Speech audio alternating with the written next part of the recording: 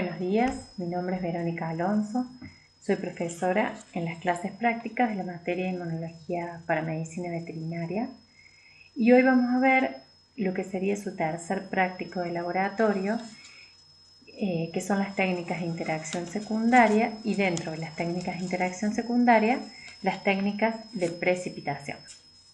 Bien, como ustedes ya han visto anteriormente, una de las formas de arribar al diagnóstico de una enfermedad infecciosa es mediante las herramientas que nos permite la inmunología, utilizando las técnicas de inmunodiagnóstico. ¿Y en qué se basa eso? ¿Cómo podemos hacer eso? ¿No? Nosotros sabemos que cuando un microorganismo ingresa en un animal, se despierta, se desencadena una respuesta inmune que es específica para ese antígeno. ¿Y qué se forma? ¿O qué se producen? Anticuerpos, en lo que respecta a la inmunidad humoral, y linfocitos sensibilizados en la inmunidad celular. Estos anticuerpos específicos para el antígeno y estos linfocitos sensibilizados constituyen la evidencia de que ese animal ha sido expuesto a ese antígeno. Y entonces la interacción de ellos con el antígeno específico constituye la base de todas las técnicas de inmunodiagnóstico. En el práctico anterior, ustedes trabajaron detectando anticuerpos, ¿sí? Detectando los efectores de la respuesta inmune de la inmunidad humoral. Cuando hablamos de la reacción antígeno-anticuerpo, ¿sí? Podemos decir que esquemáticamente cuando ocurren dos etapas, es decir, cuando un antígeno se combina específicamente con un anticuerpo, se produce una interacción entre los sitios activos formando inmunocomplejos. Y esta reacción ocurre en dos etapas. En una primera etapa, el antígeno se une con su anticuerpo formando estos pequeños inmunocomplejos que, como estamos hablando a nivel molecular, no pueden ser vistos a simple vista.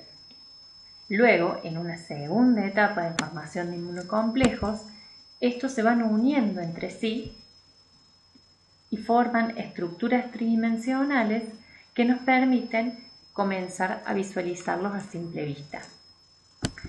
Estas reacciones, ¿sí? tienen como características o como requisitos que los anticuerpos sean anticuerpos precipitantes, que sean bivalentes, que puedan unir antígenos en sus dos paratopes y que los antígenos tengan más de un sitio de unión para que se puedan unir los anticuerpos, es decir, que sean multivalentes. Cuando estos anticuerpos empiezan a unirse así, formando esta especie de red que se denomina enrejado de Marrak, se empiezan a formar redes que hacen que esos inmunos complejos precipiten o aglutinen, dependiendo de si son antígenos solubles o antígenos particulados, ¿sí?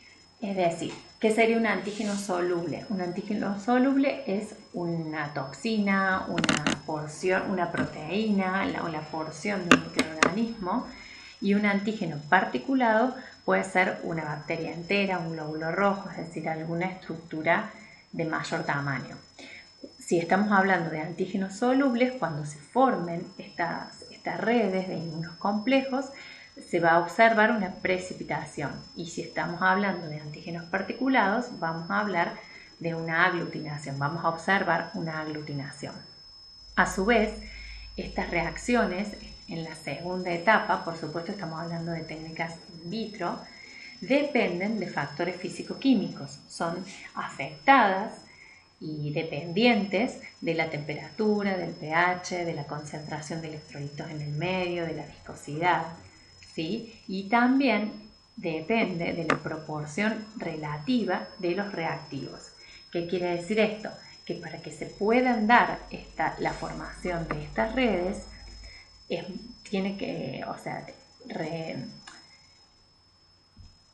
tiene mucho que ver la cantidad de anticuerpos y la cantidad de antígenos que haya en la reacción, ¿sí? Tiene que haber una equivalencia entre la cantidad de anticuerpos y la cantidad de antígenos, como ya lo vamos a ver un poquito más adelante.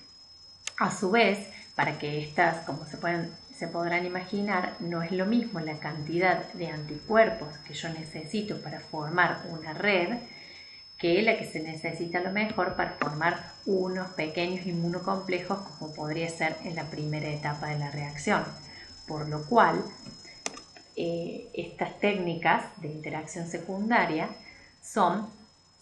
tienen menor sensibilidad que las técnicas de interacción primaria, porque se necesita una mayor concentración de anticuerpos para que se puedan formar estas redes.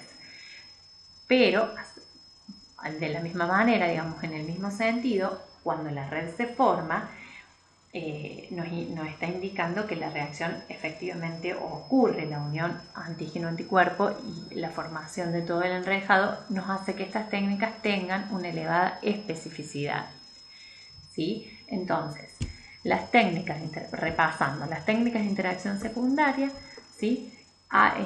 Son las técnicas que nos van a permitir observar o cuantificar la formación de los inmunocomplejos en esta segunda etapa de la reacción y son visibles a simple vista. Podemos ver precipitación o podemos ver aglutinación. Nosotros en este práctico nos vamos a concentrar en las técnicas de precipitación. A su vez, estas técnicas pueden ser técnicas cualitativas, cuantitativas o semicuantitativas de acuerdo a la forma de expresión de los resultados. Ustedes ya vieron anteriormente que el resultado de una técnica se puede expresar de forma cualitativa, es decir, yo solamente digo si el resultado es positivo o negativo.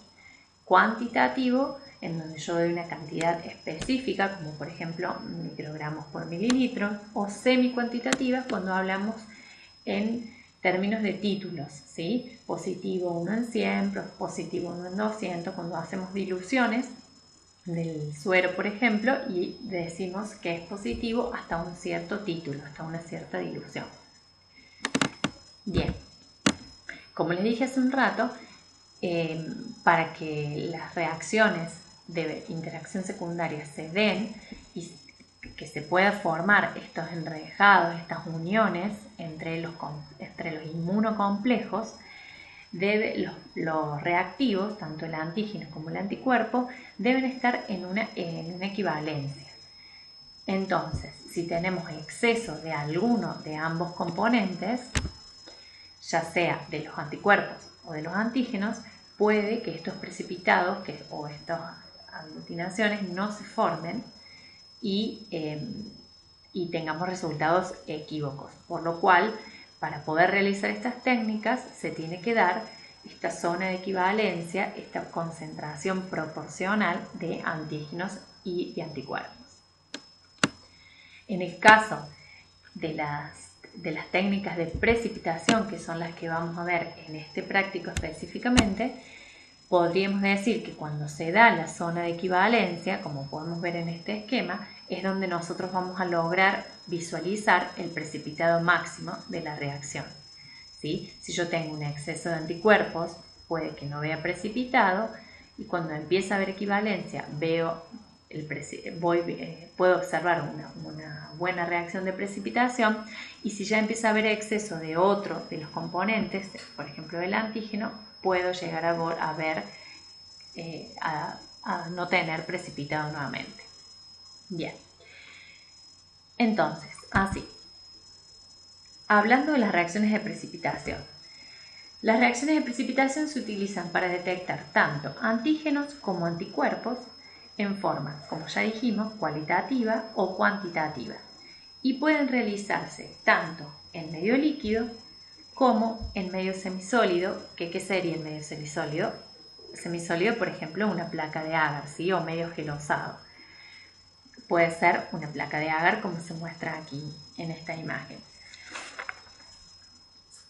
Dentro de las técnicas de precipitación, nosotros vamos a desarrollar en este práctico la técnica de Aucherloni, que es una técnica cualitativa en medio gelosado, y luego vamos a trabajar en la técnica de IDR o inmunodifusión radial, que es una técnica también en medio gelosado que se realiza en placas, pero que es una técnica cuantitativa. Estas pruebas o técnicas se denominan de inmunodifusión, ¿sí?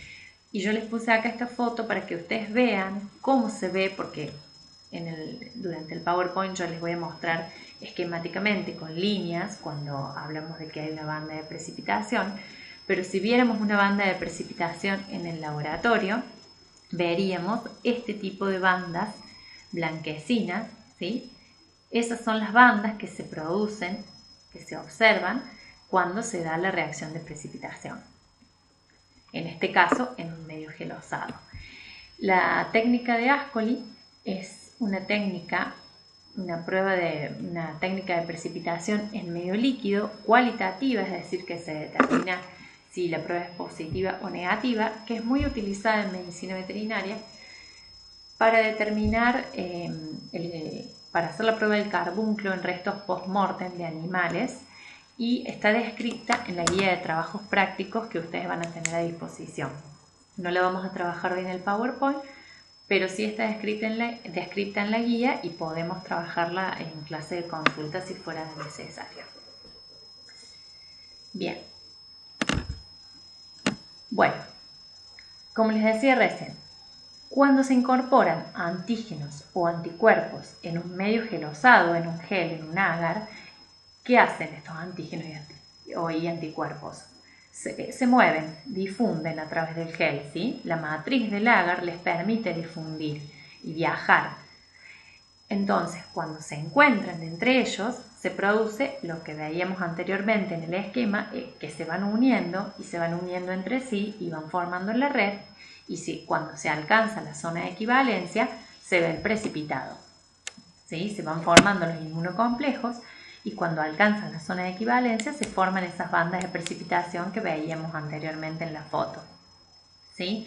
La difusión, ¿sí? O sea, las técnicas pueden ser técnicas de difusión simple, tanto en una como en dos dimensiones, pero pueden ser técnicas de difusión simple, es decir, que hay uno de los componentes que está disuelto en el medio, en el agar, y el que migra es el otro componente, el que se siembra en el pocillo o en una porción del agar, o una difusión doble, que es decir, yo tengo una matriz de gel en la cual no hay ninguno de los componentes disueltos y siembro en dos pocillos equidistantes, en dos lugares equidistantes de esa placa, los dos compuestos, ¿sí? El que tiene el antígeno y el que tiene el anticuerpo, y ambos compuestos migran, y cuando se encuentran y se alcanza la zona de equivalencia, se ve la placa, la línea de precipitación.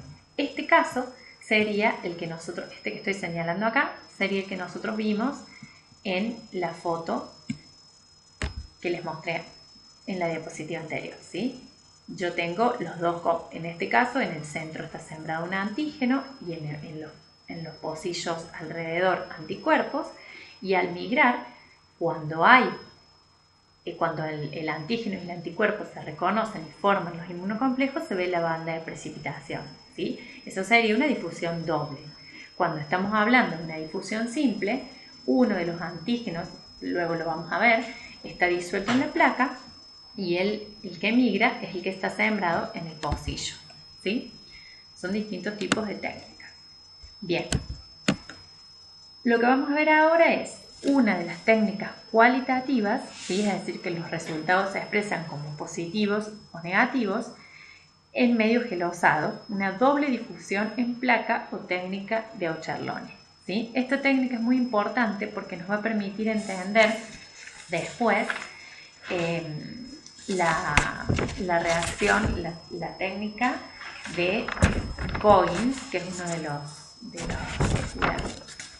cómo se hace el diagnóstico de la anemia infecciosa equina, que es muy importante en medicina veterinaria, ¿sí? Es una doble difusión, es decir, se siembran ambos compuestos en pocillos equidistantes y migran ambos compuestos hasta que se encuentran, ¿sí? Entonces, en una placa de agar, Se realizan pocillos equidistantes entre sí y en uno de los pocillos se coloca la solución de antígeno y en el otro la solución del suero que contiene los anticuerpos.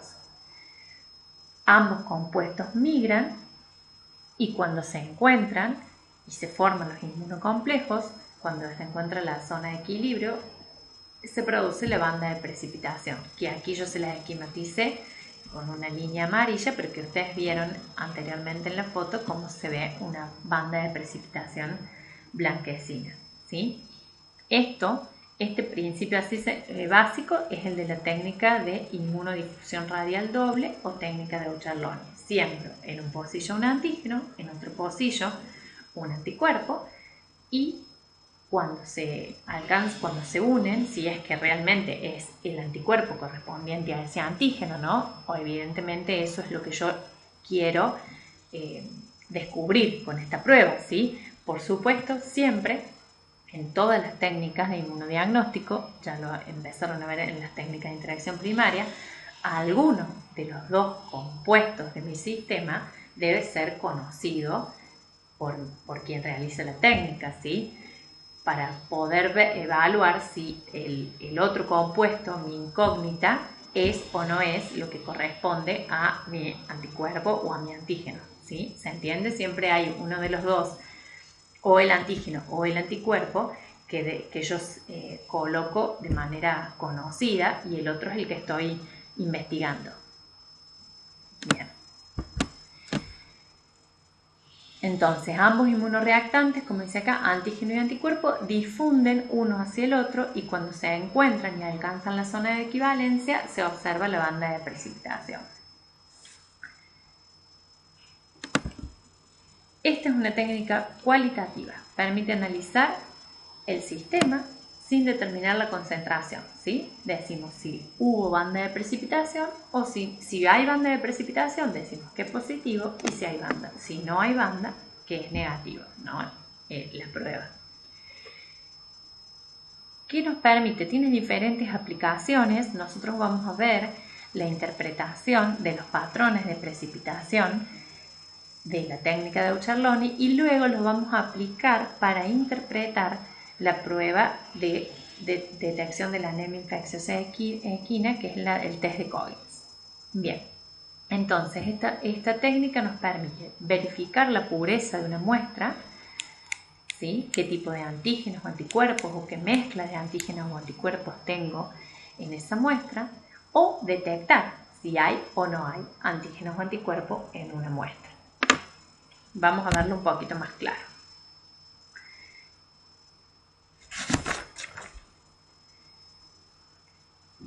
En una placa, ¿sí? Nosotros sembramos, realizamos pocillos, yo les puse acá, esto no para que vean el resultado, sino como para que vean cómo se realiza en una placa de agar virgen, ¿sí? Una placa de agar que no tiene ningún compuesto, más que es una solución de agar y de electrolitos, de concentraciones adecuadas para que se dé la reacción. Realizamos pocillos y sembramos en uno los antígenos y normalmente en el pocillo central se pueden sembrar los antígenos y en los otros pocillos los anticuerpos y permitimos que difundan. Normalmente estas técnicas llevan por lo menos entre 24 y 48 horas, ¿sí? Hasta que se permite que en una temperatura adecuada y con una cierta humedad, entonces se permite que se vaya dando la reacción, que se realice la migración de los compuestos hasta que se produce la precipitación, ¿sí? No son técnicas rápidas, son técnicas que al menos demoran entre 24 y 48 horas. Bien, si tenemos, por ejemplo, ¿sí? Uno de los resultados que podemos obtener. Yo tengo en mi pocillo central, ¿sí? Un suero anti-A y en dos pocillos enfrentados tengo antígenos que tienen epitopes A, ¿sí? Entonces mi anticuerpo anti-A los va a detectar, se va a unir y se va a formar la banda de precipitación. Ahora, ¿qué quiere decir? que esta banda sea continua, ¿sí? Que no se corte. Es como si acá no se ve así, acá se ve como un corte, pero es como si yo tengo mis anticuerpos acá, los antígenos acá, y se ve una banda de precipitación que no se corta, ¿sí? Esto es un patrón de identidad total o de identidad, ¿sí? Que esta línea, que esta reacción de precipitación me forme una línea continua, me demuestra que este antígeno, los epitopes de este antígeno son iguales a los epitopes de este antígeno para lo que detecta mi anticuerpo anti-A, ¿sí? Esto es igual a esto. Los antígenos tienen identidad. Esto sería, bueno, esta es la zona, lo que representa esta línea, es la zona de precipitación de los inmunocomplejos, ¿sí? Y este resultado es un resultado de identidad. Los antígenos son iguales.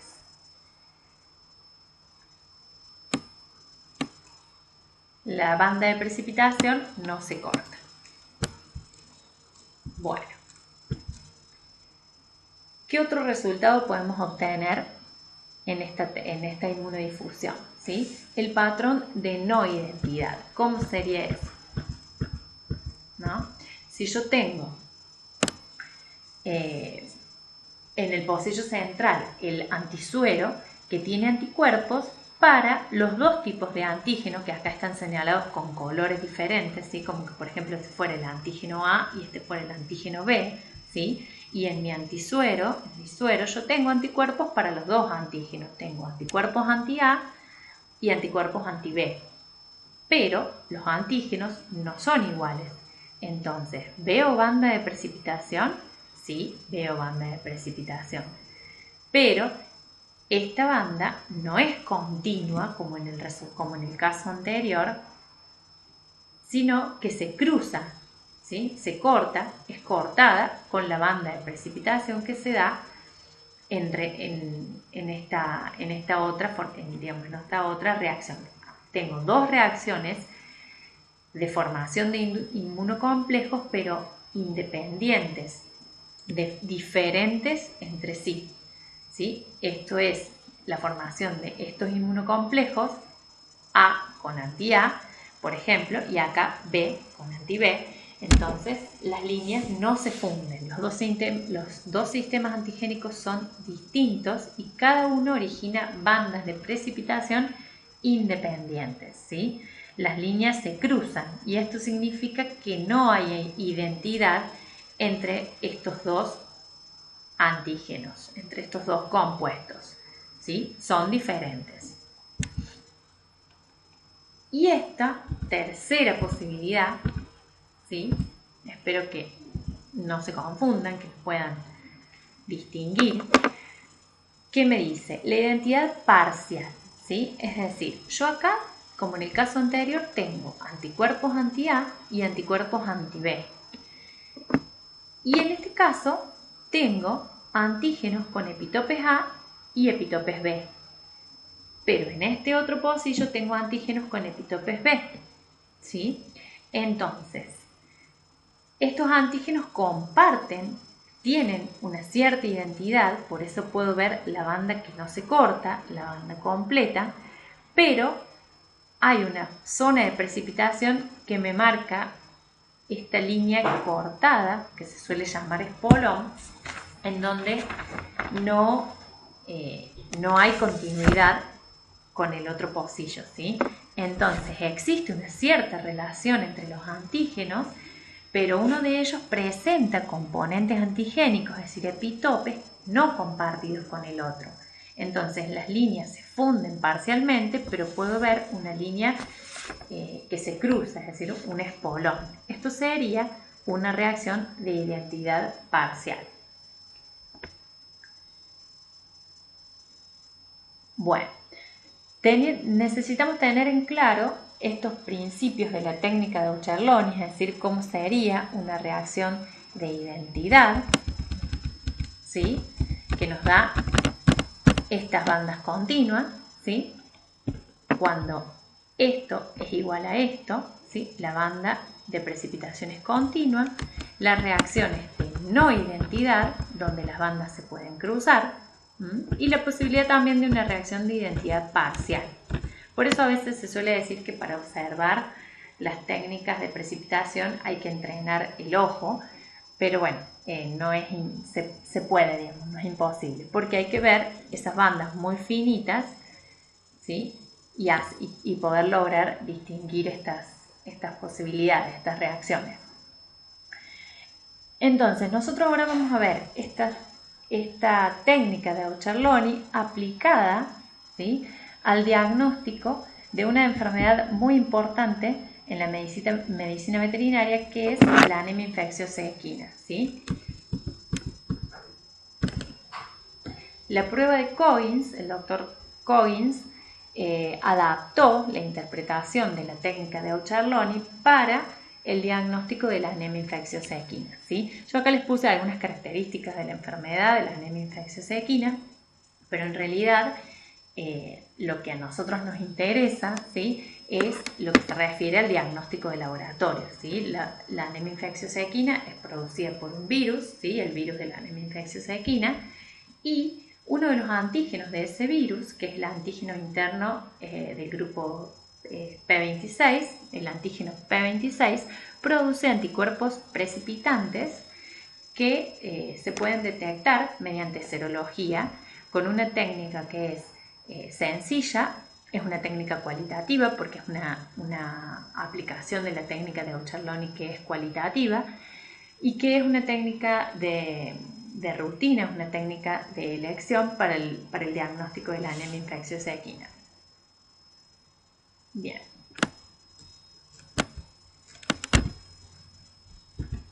Bueno, ¿en qué consiste o cómo interpretamos la prueba de Coggins para el diagnóstico de la anemia infecciosa equina?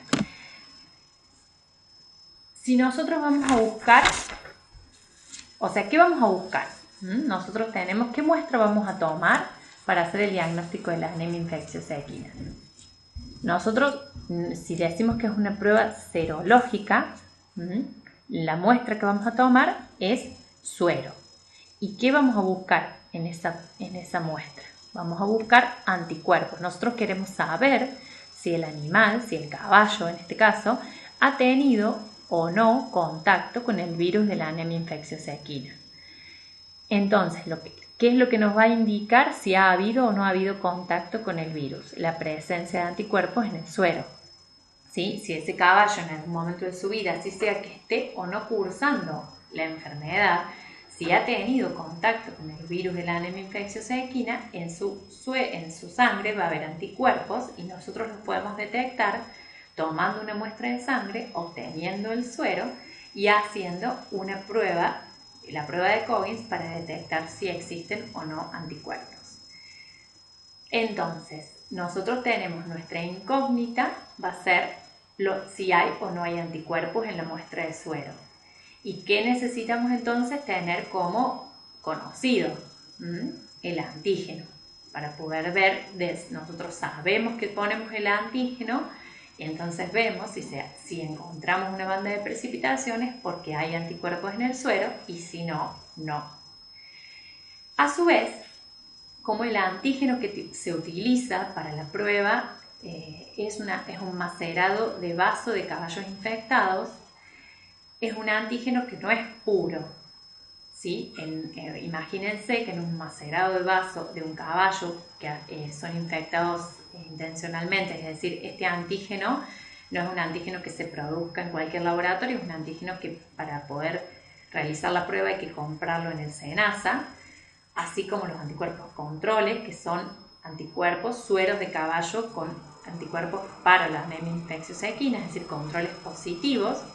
Así como recuerdan que en la técnica de ELISA se utilizan controles positivos como para validar la reacción, bueno, en esta técnica también para poder interpretarla es necesario tener controles positivos, controles conocidos para poder validar que la reacción antígeno-anticuerpo se dé. Y a su vez también porque al no tener un antígeno puro, al ser un macerado de vaso, puede ser que en ese macerado de vaso haya antígenos que sean reconocidos por otros anticuerpos que puedan estar en el suero de los caballos y que no tengan que ver con el virus de la anemia infecciosa equina, ¿sí? Por eso necesito mis controles positivos. Ahora vamos a verlo en más detalle a ver si queda bien claro. Bueno,